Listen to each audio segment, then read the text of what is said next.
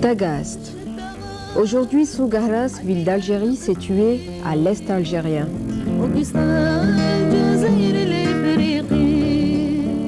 Le 13 novembre 354, un garçon vient de naître dans une famille de petits propriétaires fonciers, citoyens sous l'Empire romain, implantés à Tagaste. Patrice et Monique appelèrent leur aîné Aurelius Augustinus.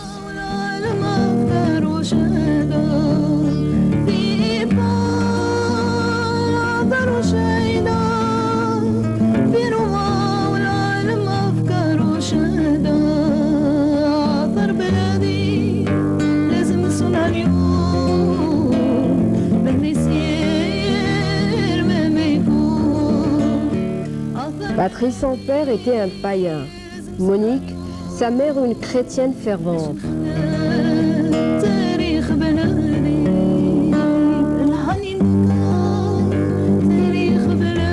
Augustin fut scolarisé dans sa ville natale.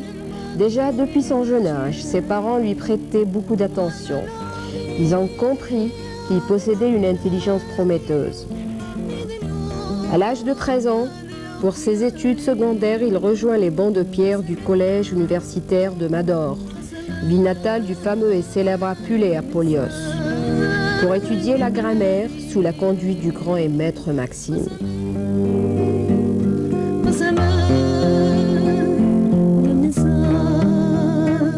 أما فيما يخص دراسته تعلم أولا بمسقط رأسه إلى أن بلغ 13 من عمره، ثم انتقل إلى مدروس أو ما تسمى حاليا بمدوروش، موطن الفيلسوف والمفكر الجزائري المعروف أبوليوس أو أبولي، وهناك تعلم القديس أغسطين فن البلاغة والفصاحة والبيان مدة 3 سنوات.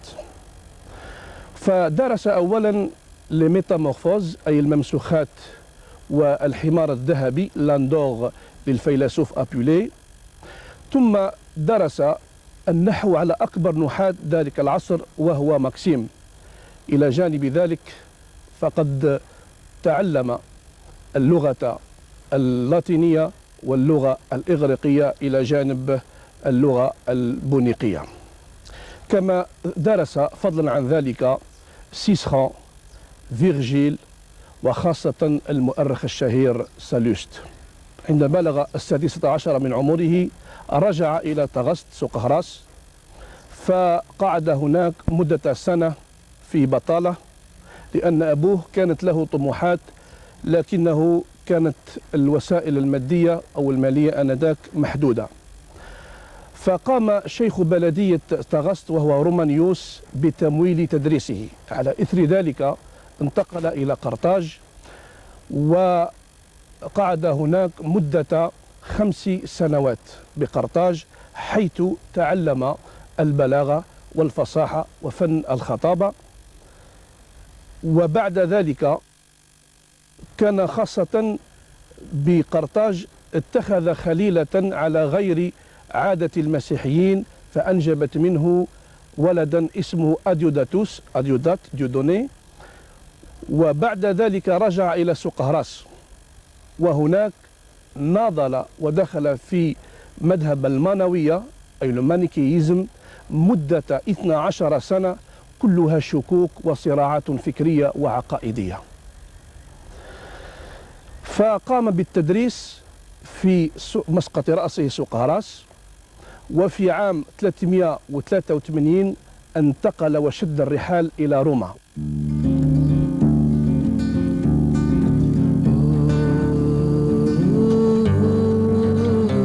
Élève doué et passionné, Augustin réussit brillamment ses études et devient l'un des plus prestigieux évêques et auteurs de son époque.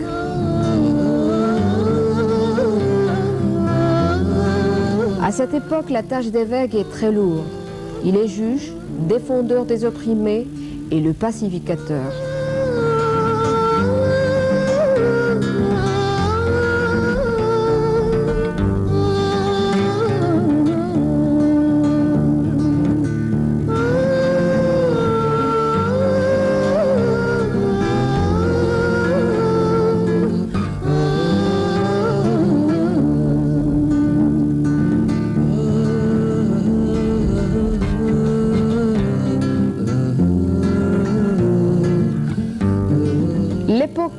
augustinienne s'ouvre, neutralise les crises métaphysiques et profanes, abolit bon nombre d'hérésies.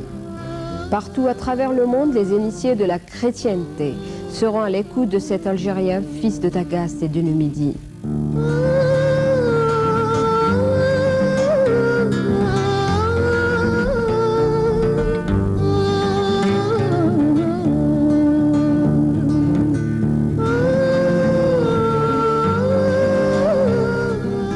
On disait qu'il passait son temps à méditer la réalité des choses de la vie et à ajuster les imprévus.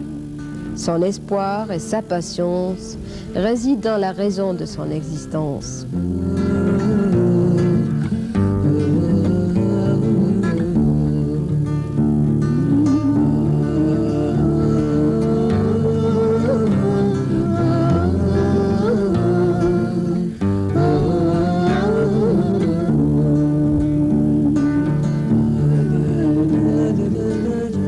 Nous sommes ici dans une faculté de spécialisation sur l'Antiquité chrétienne et qui s'appelle Augustinianum. Signifie relation avec Augustin et les études augustiniennes. Alors, il y a une bibliothèque, des professeurs, des chercheurs ici. Et les étudiants aussi viennent presque tout le monde. Aussi, il y a des professeurs qui viennent de différents pays et différentes langues. Alors, comme c'est un centre d'études, de recherche sur Saint-Augustin, nous avons des contacts avec tout le monde, avec les étudiants, les professeurs. Mais aussi, nous achetons livres publiés sur Saint-Augustin dans toutes les langues. Aussi dans la langue japonaise, par exemple. Et alors, avec cet échange avec des chercheurs, des intellectuels, nous croyons que nous sommes beaucoup en contact avec l'évolution des études sur Saint-Augustin.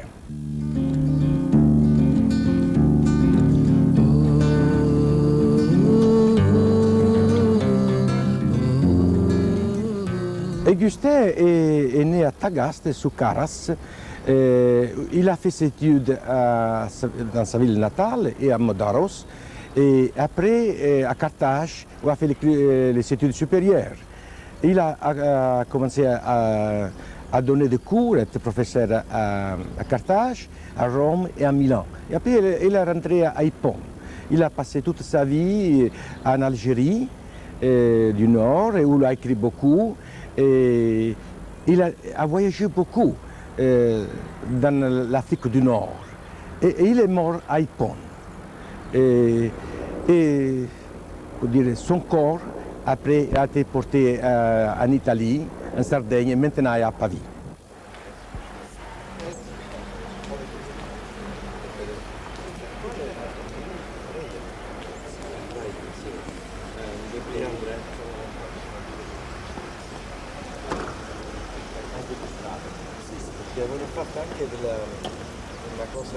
Augustin, c'est un grand homme parce qu'il nous a laissé un récit de son propre enfance dans son livre Les Confessions, livre qu'il a écrit lorsqu'il avait plus de 40 ans. Il nous a dit combien il s'est souvenu de sa famille et de ses études. Effectivement, il n'aimait pas du tout les études parce que les professeurs étaient trop sévères pour lui. Il n'aimait pas qu'un étudiant soit battu pour ne pas se souvenir de ses leçons.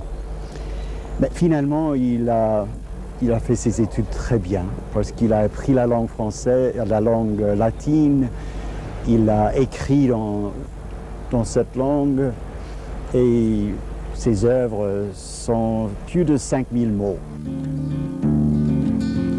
Il découvre la philosophie à travers le livre de Cicéron, l'Hortensius, qu'il a étudié.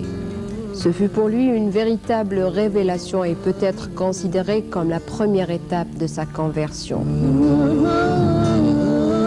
C'est à Milan, Pâques année 387, qu'Augustinus décida de se faire baptiser des mains de saint Ambroise avec son fils Adéodate et son ami Alépus.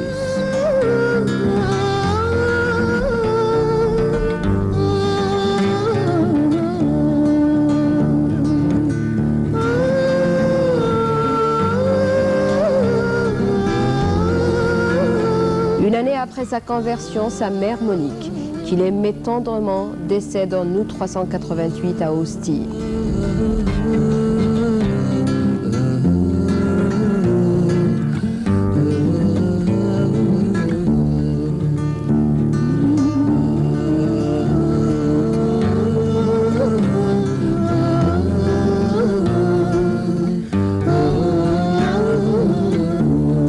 Agostino è un autore che mi ha interessato molto nella vita perché l'ho studiato. Je m'intéresse à cette personnalité religieuse. Il était le sujet de ma thèse que j'ai obtenue. Et pour votre gouverne, j'ai étudié toujours la pensée augustinienne parce que sa pensée étudie l'homme plus profondément. Ainsi, ses empreintes et ses pensées paraissent à travers le passé et aujourd'hui. Elle influence toujours l'homme et ses ambitions malgré ses croyances, ses appartenances idéologiques. Un des grands penseurs italiens païens, considéré comme passionné et assidu à la pensée augustinienne, malgré ses tendances de païen. Je suis heureux de savoir que l'Algérie veut découvrir cette personnalité. Augustin, fils du pays. Saint Augustin est considéré comme un phare qui illumine l'histoire humaine. Il est arrivé à unir des nations entières par sa puissance de dirigeant et par l'influence qui lui permirent d'être l'intermédiaire des pays du bassin méditerranéen, comme il est devenu pour nous tous un lien d'amour qui lie notre passé et notre avenir. L'enfance de Saint Augustin n'est pas différente de celle des enfants d'aujourd'hui.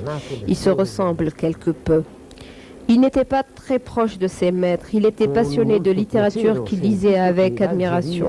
Sans l'aide d'autrui, il admirait la littérature de l'époque et devint professeur à Carthage. Saint Augustin reste toujours près de nous, chaque fois qu'on s'introduit dans l'étude de sa pensée et de sa personnalité.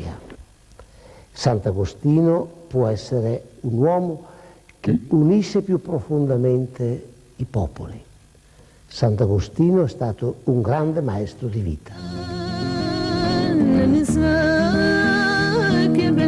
Très affecté par cette perte cruelle, Augustin n'arrivait pas à surmonter sa douleur. Il prit alors le chemin du retour au pays natal, Tagaste. À Tagaste, il commence une vie simple, consacrée à la prière et au travail manuel, à l'approfondissement des connaissances théologiques, philosophiques et mystiques.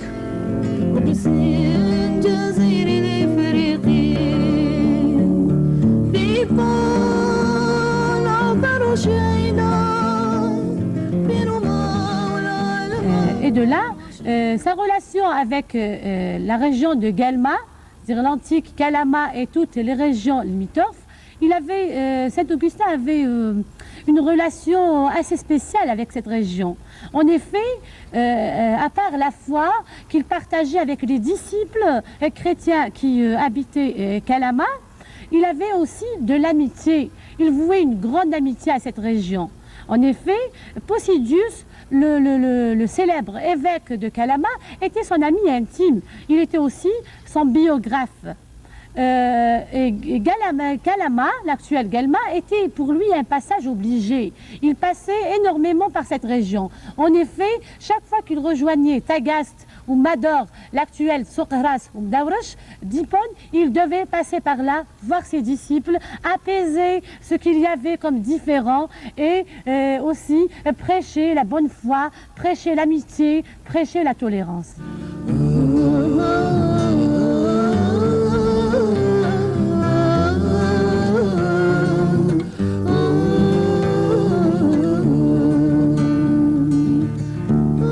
سانت أوغستا كما قلنا هو من مواليد الجزائر ومن مشاهير الجزائر ومن عظماء الجزائر، وعلى الجزائريين أن يحيوا مآثر هذا الرجل وأمثاله في الجزائر، لأنه يعتبر مفخرة في فترة من الفترات الزمنية قبل الإسلام. طبيعة الحال لأن المسيحية جاءت قبل الإسلام، وهذا الرجل في ذلك الزمان كان يعتبر علم من الأعلام، كان يعتبر كشمس تنير أو تشع بأنوارها على هذه المنطقة كلها. ولا نستطيع أن نقول أنها الجزائر أنجبت فقط هذا الرجل سانت أوغستا، هناك أمثاله من المسيحيين وغير المسيحيين قبل لا تأتي المسيحية، هناك عدد كبير من العظماء، والدولة التي تفتخر بعظمائها وتحيي مآثرهم وآثارهم فهي دولة متحضرة تستحق الاحترام وتستحق التقدير. وعدم الاعتناء بعظمائنا وبمفكرين وبرجالنا في التاريخ هذا يعتبر تقصير كبير وخسارة عظمى التاريخ يحاسبنا عليها. فالعظماء يقولون: فالأمة التي لا تعترف بماضيها وتبني عليه حاضرها أمة ضالة سهلة الانهيار والابتلاع.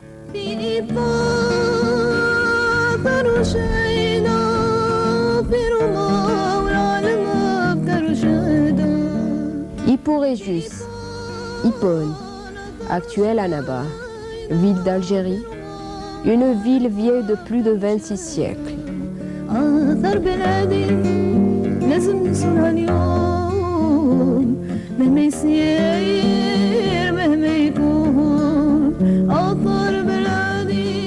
Une ville royale où les rois numidiens venaient se reposer pendant les mois d'été.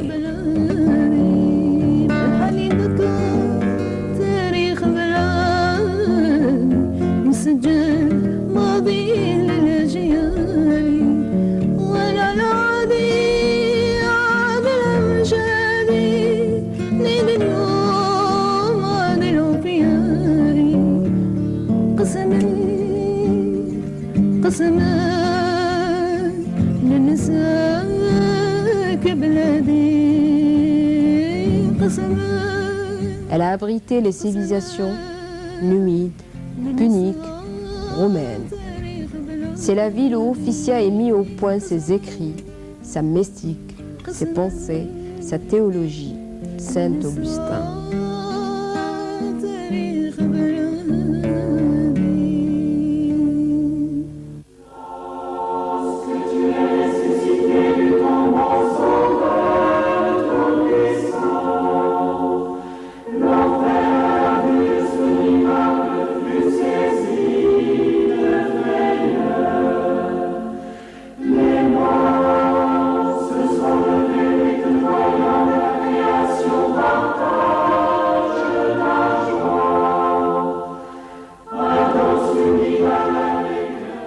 Et que dire également de l'Algérien Saint-Augustin,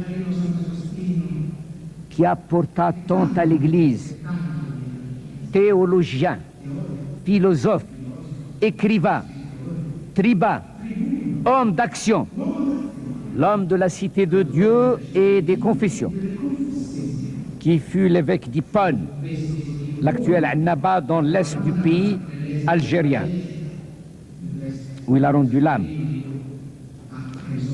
est considéré à juste titre comme l'un des docteurs les plus influents et les plus prestigieux de l'Église catholique. On a dit de lui qu'il traitait une question de droit comme un avocat de Rome, une question d'exégèse comme un docteur d'Alexandrie.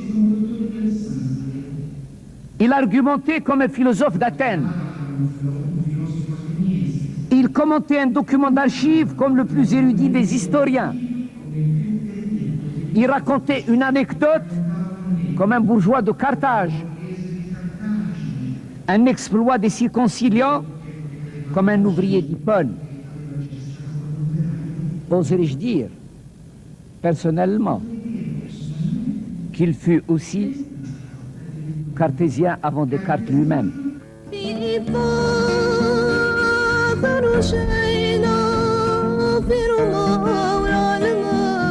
وعند زيارة غير مبرمجة وغير متوقعة إلى هيبون طالبه الجمهور بأن يكون قسا بكنيسة هيبون، فرسمه وثبته أسقف هيبون آنذاك وهو فاليريوس، وكان عمره 39 سنة، وبعد 3 سنوات أصبح أسقفا لهيبون، ويومئذ أصبحت وكره الدائم وأضفى عليها شهرة عالمية.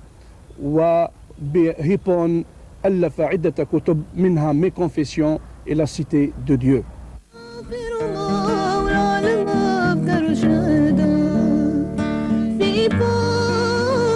وهل في عنابة من لا يعرف سان أوغسطين؟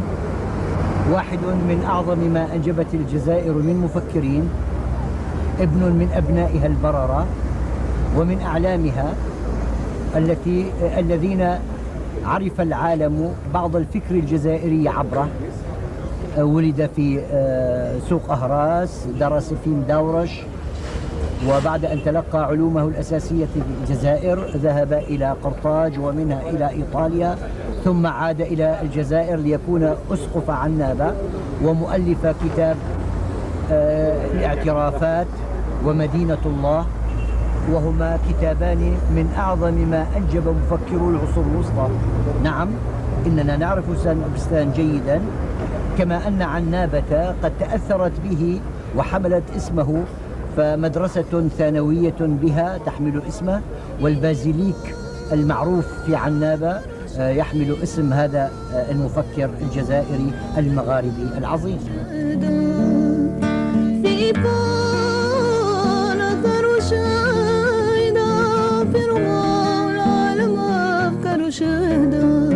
آثار بلادي لازم نصونها اليوم، مهما يصير مهما يكون.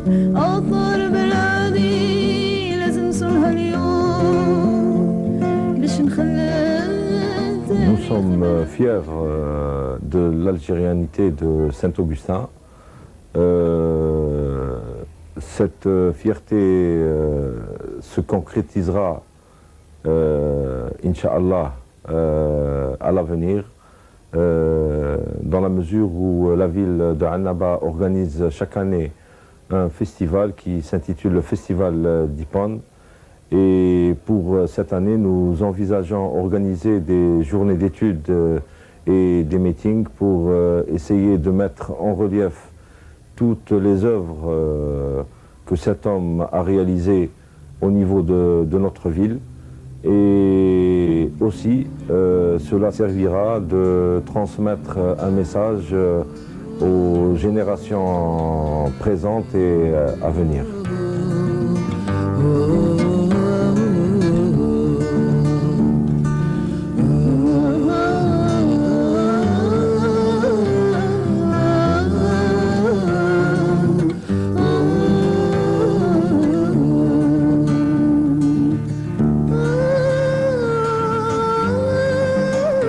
Saint-Augustin, pour moi, a été toujours une fierté pour la Nabi.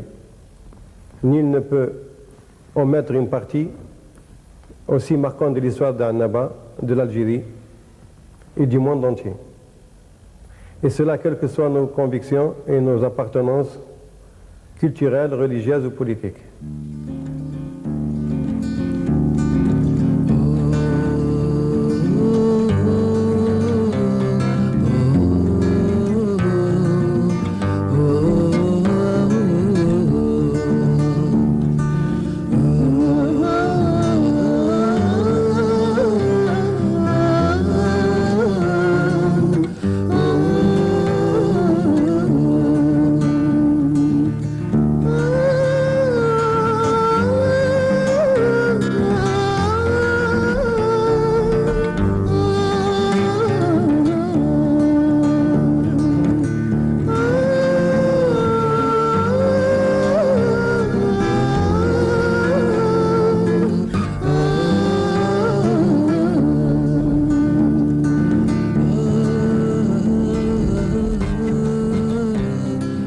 Saint-Augustin, il faut le dire avant tout, est un Nord-Africain, c'est un Maghrébin qui n'a pas eu aucun complexe de rentrer dans la culture latine, qui l'a transformée, et en tant que chrétienne, dans son combat contre les donatistes, vous voyez, n'est-ce pas, Saint-Augustin a toujours lutté pour l'universalité.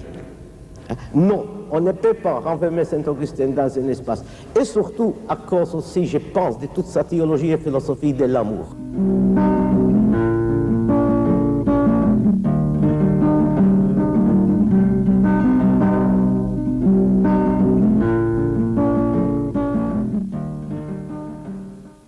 من الطبيعي أن تكون التلفزيون الذي يعتمد على الخدمة العمومية في مقدمة المؤسسات التي تهتم بالتاريخ الوطني وبمختلف المراحل وبمختلف الشخصيات الوطنية.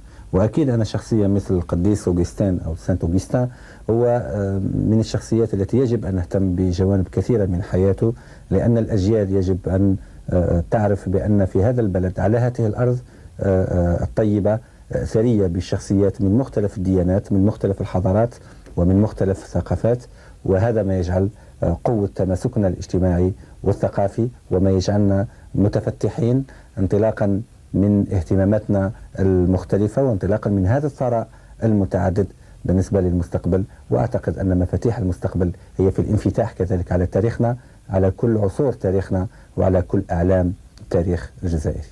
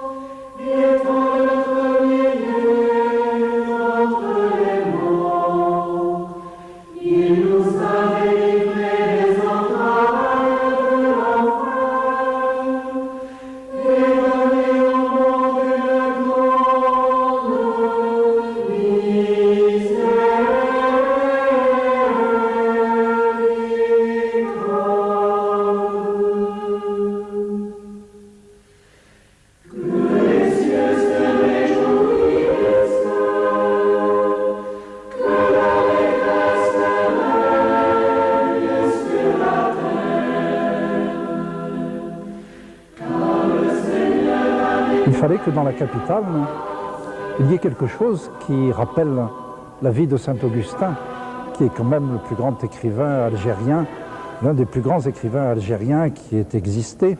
Donc nous avons fait faire ces fresques dans ce but-là. C'est un artiste mexicain, Salvador Lira, qui résidait ici, qui les a conçus. Et en 8 tableaux, nous avons un petit résumé de la vie d'Augustin. Le premier tableau représente Augustin quand il est jeune. Vous le voyez ici sur les genoux de sa mère lorsqu'elle le présente au maître d'école pour faire son éducation. Ensuite, il va aller à Carthage pour pouvoir poursuivre ses études universitaires ou autres, pour devenir un maître S.A., sorte d'avocat de l'époque, de grand grammairien. Mais là, il va être séduit par, d'une part, une femme avec laquelle il va vivre, et puis ensuite par le responsable d'une secte dénommée Manès, dans laquelle il va rester et s'implanter pendant pas mal de temps, les manichéens. Bien sûr, cette façon de vivre ne plaisait pas à sa maman, Monique. Et nous la voyons, elle qui était très pieuse, pleurer devant son crucifix pour demander à Dieu que son fils se convertisse et revienne dans le droit chemin. C'est en 387 que finalement, alors qu'il est en train de continuer ses études à Milan, Augustin se convertit avec l'évêque de Milan comme principal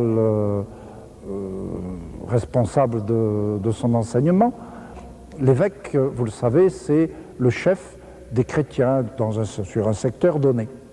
C'est Ambroise donc qui est l'auteur de sa conversion. Il est baptisé avec son ami Alippe que vous voyez vêtu de blanc juste derrière. Et bien sûr, Monique, sa maman, est tout à sa joie. Mais justement, Monique sent que son rôle de mère est fini, puisque maintenant, son fils est revenu dans le droit chemin. Et c'est alors qu'ils attendent au port d'Ostie un bateau pour pouvoir retourner à Hippone qu'à la suite d'une vision qu'ils ont tous les deux sur le balcon en regardant le ciel, elle dit à son fils « Mon rôle de mère est terminé, je peux m'en aller en paix ». Et voilà que 4 jours après, comme Augustin le raconte dans ses confessions, elle meurt. Augustin enterre sa mère, essaye de se consoler de la perte de cet être très aimé. Il rentre ensuite à Hippone. Là, il voulait vivre caché, remonter dans sa ville originaire de Tagaste, vivre une vie de moine consacrée uniquement au travail et à la prière. Mais quand il passe à Hippone, il est pris et acclamé par la foule qui veut le nommer successeur du vieil évêque Victor qui se trouve là et qui demande pas mieux que de passer la main à quelqu'un de plus jeune, de plus compétent. Et voilà qu'à son corps défendant, il est acclamé évêque d'Hippone, il est sacré évêque.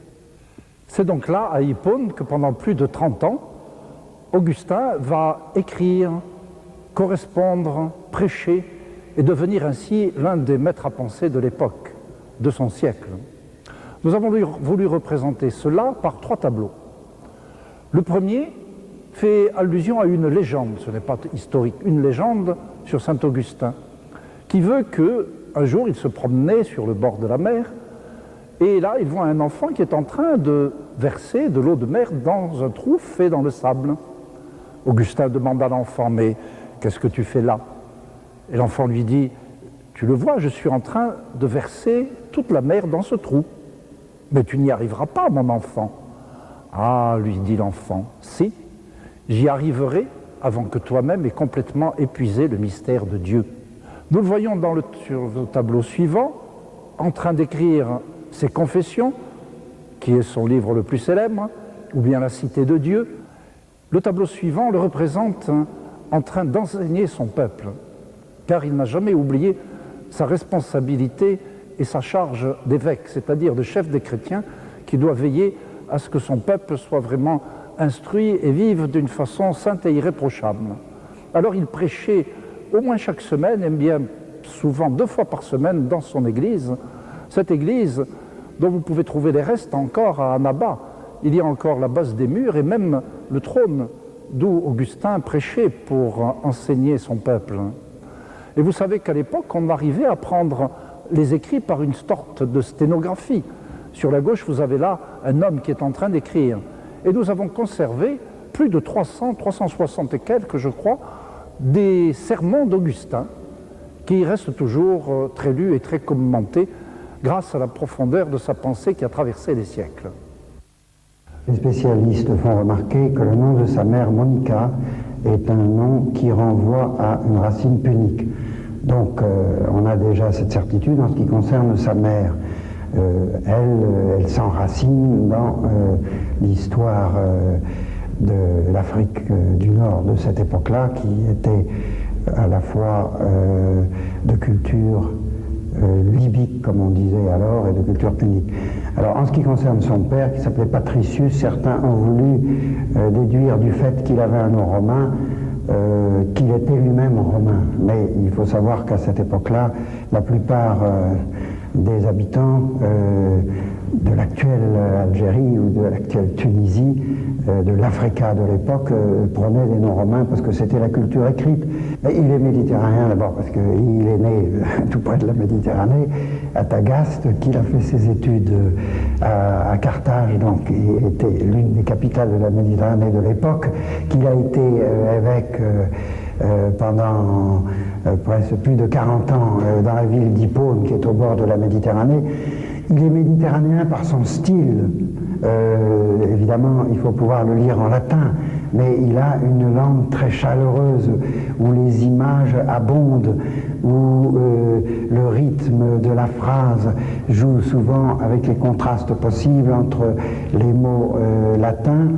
Et il est méditerranéen par ses travaux. Il a travaillé, comme je le disais tout à l'heure, dans toute cette région, depuis Carthage jusqu'à Cherchell, et il est méditerranéen par son rayonnement.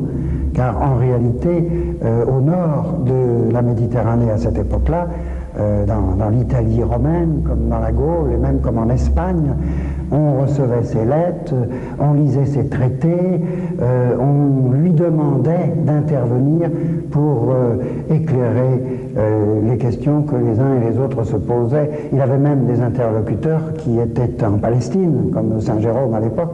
Alors c'est vraiment le bassin méditerranéen tout entier. Il n'est pas simplement méditerranéen de sa petite patrie, qui est aujourd'hui le Constantinois, mais méditerranéen de tout le bassin sur lequel il a rayonné.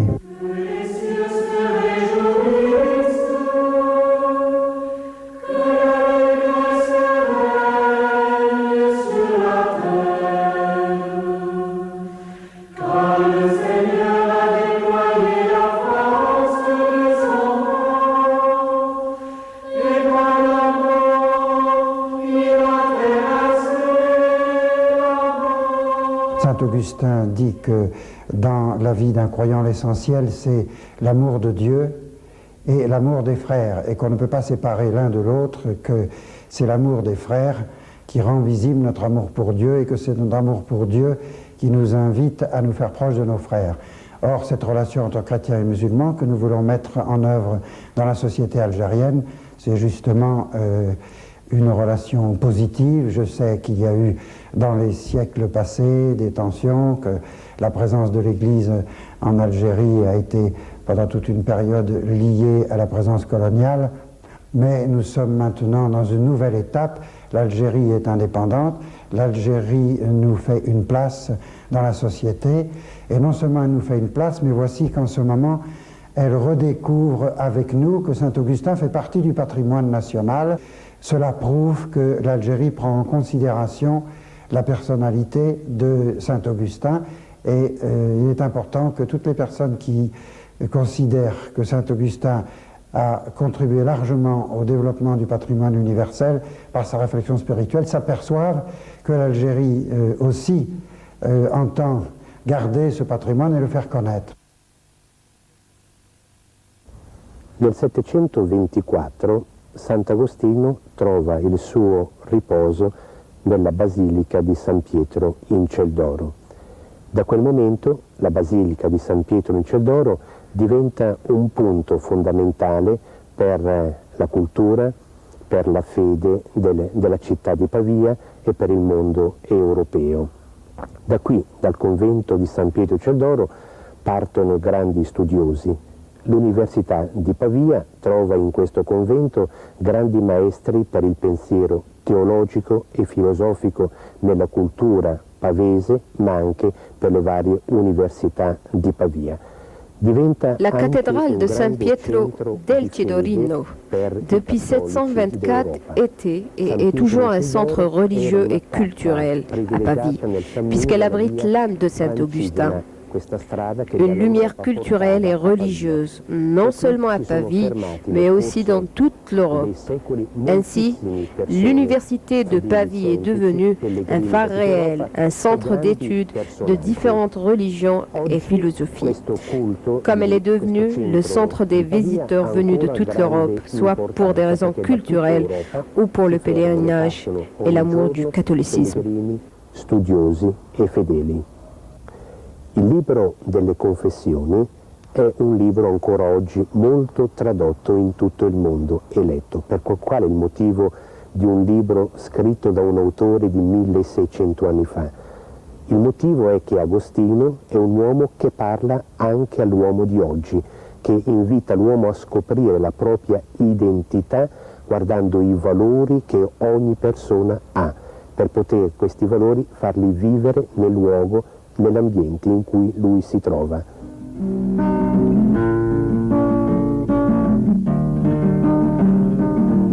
Notre ambition commune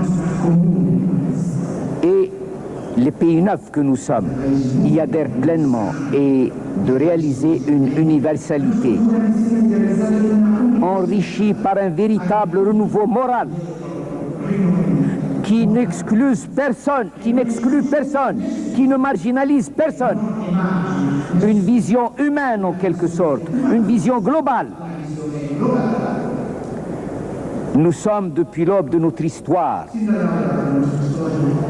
musulmans et chrétiens, sensibles aux droits des peuples et à leur dignité, et à toutes les promotions civilisationnelles.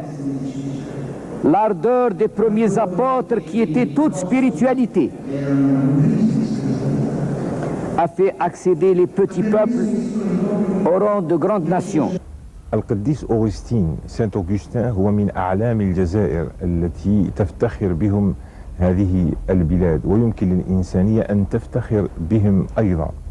وهذا القديس الكبير والعظيم ظهر بصورة جلية لما تمكن من أن يرفع مستوى الفكر الإنساني عامة والفكر الديني خاصة في عهد كانت فيه الآراء ما زالت في مستوى سطحي أو يمكن القول في مستوى متخلف.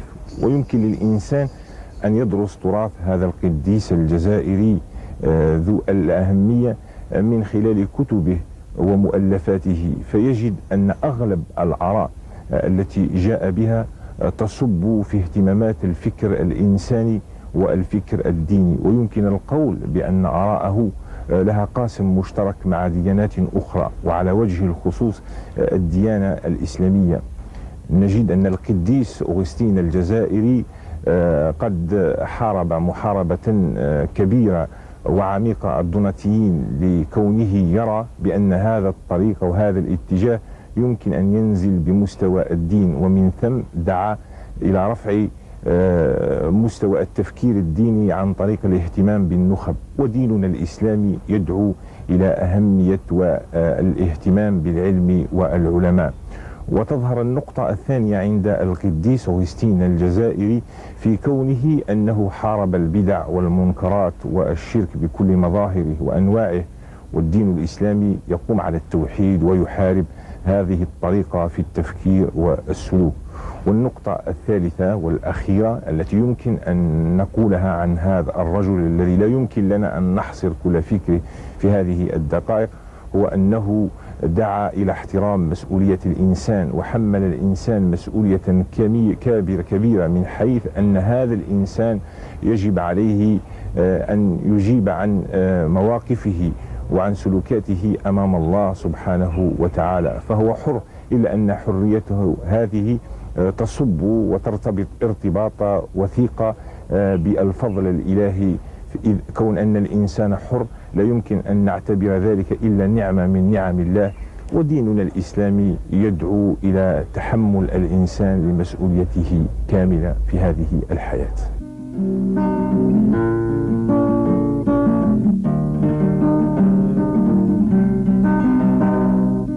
Mais tout a une fin, et finalement, sur le tableau suivant, nous le voyons sur son lit de mort, entouré de ses moines, car il avait fondé autour de lui toute une communauté d'hommes consacrés à la prière, à la charité, au service des autres, qui l'entouraient. C'était le 28 août 430. Augustin était triste au moment de mourir, parce que tout ce qui avait fait la grandeur de sa vie, la beauté de sa vie, cette culture latine, cette culture romaine qu'il avait extrêmement admirée, était en train de s'écrouler. Les Vandales assiégeaient Hippone, Rome avait été prise par les barbares plus de 10 ans auparavant, et il voyait que tout s'effondrait. Peut-être que tout s'est effondré, mais la pensée d'Augustin est restée vivante à travers les siècles.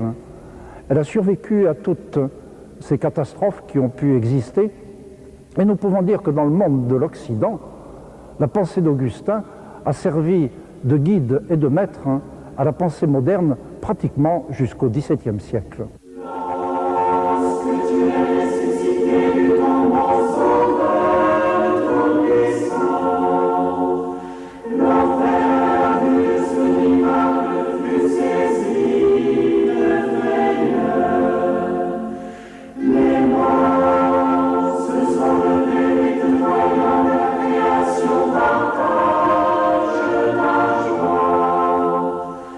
Ados univa la